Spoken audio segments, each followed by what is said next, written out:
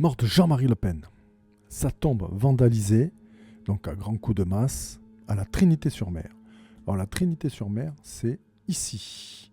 Voilà, j'ai laissé le curseur. Ouais. Ici, la Trinité-sur-Mer, c'est... Alors, c'est en Bretagne.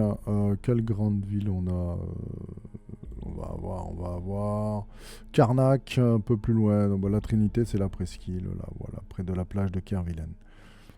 Donc, qu'est-ce qui s'est passé? Alors, je vais vous lire l'article, vous allez voir, et vous allez me dire ce que vous en pensez. Moi, je suis assez... je vous donnerai mon avis après. Donc 20 jours, donc ça fait même pas un mois après l'enterrement du fondateur du Front National, les dégradations redoutées ont ainsi déjà visé la sépulture de Jean-Marie Le Pen. C'est une habitante de la Trinité-sur-Mer qui a alerté les médias. La tombe de Jean-Marie Le Pen a été attaquée à coups de masse dans la nuit de jeudi à vendredi. Donc c'est ce qu'elle a raconté à la radio. C'est la radio qui dévoile ensuite l'information. Donc 20 jours après l'enterrement du fondateur du Front National, les dégradations redoutées ont ainsi déjà visé sa sépulture située dans le Morbihan, le 56. La gendarmerie locale a confirmé l'information, donc des confrères à l'AFP, précisant avoir ouvert une enquête. La fermeture du cimetière a par ailleurs été décidée. Donc déjà, c'est une incidence regrettable, puisque du coup, les gens ne peuvent plus aller au cimetière, puisque ça a été dégradé, donc fermé, il y a une enquête. Donc le président du Rassemblement National a dénoncé un acte inqualifiable, donc c'est Jordan Bardella, commis par ceux qui respectent ni les vivants ni les morts. La morale la plus universelle réprouve déjà ses auteurs, et je souhaite qu'ils soient également réprouvés, retrouvés et sévèrement punis par la justice, a encore réclamé Jordan Bardella. Alors voici la photo. Voilà, donc vous voyez là, ça a été... c'est pété. Vous voyez, ça c'est pété. Vous voyez le marbre. Bon, non seulement ça coûte une blinde, mais en fait, moi je suis pas du tout d'accord avec ça. On aime ou on n'aime pas le Rassemblement National, on peut même être ennemi, mais des ennemis peuvent se respecter, même si il a fait certainement des choses, mais répréhensibles et cauchemardesques, c'est affreux. Mais on respecte les défunts. Parce que certainement que dans sa famille, il y a des gens qui sont apolitiques, qui n'ont rien à voir avec la politique, qui pensent certainement pas comme lui. Mais il est peut-être, je sais pas moi, le grand-père d'un enfant qui est triste de perdre son grand-père. Et s'il voit ça, la tombe saccagée comme ça, tu le perds une deuxième fois, c'est atroce. Il faut respecter les morts. Ça peut être ton pire ennemi, tu ne fais pas ça. C'est pas bien. Après, tu peux me donner ton avis en commentaire, dire est-ce que tu penses comme moi, est-ce que toi, tu l'aurais fait, est-ce que toi, tu accepterais qu'on le fasse.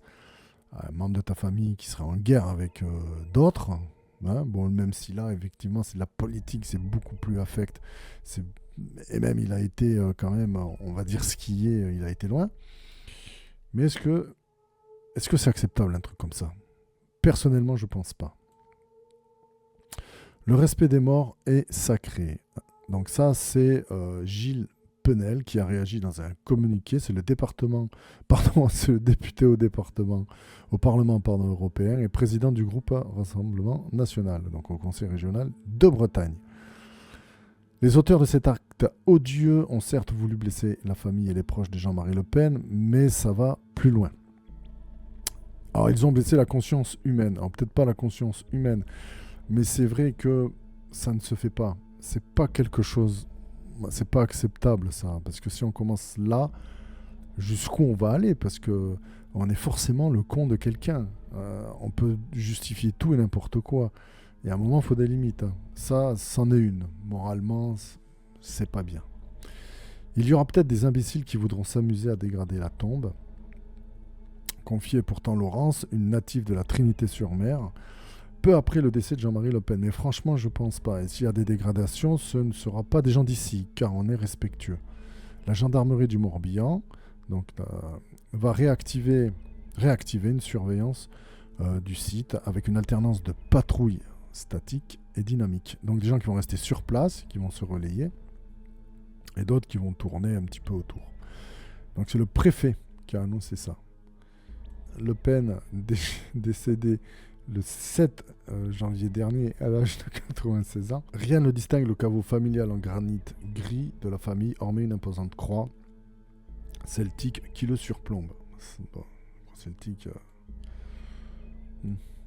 Par crainte de ce genre d'événement, le cimetière où le nonagénaire, donc c'est vrai qu'il a 96 ans, il était âgé, a été enterré près de son père et de sa mère auparavant, grand ouvert aux visiteurs, et d'ailleurs désormais régi par des horaires et accessible au public uniquement de 8h30 à 17h30, une précaution qui n'a pas suffi.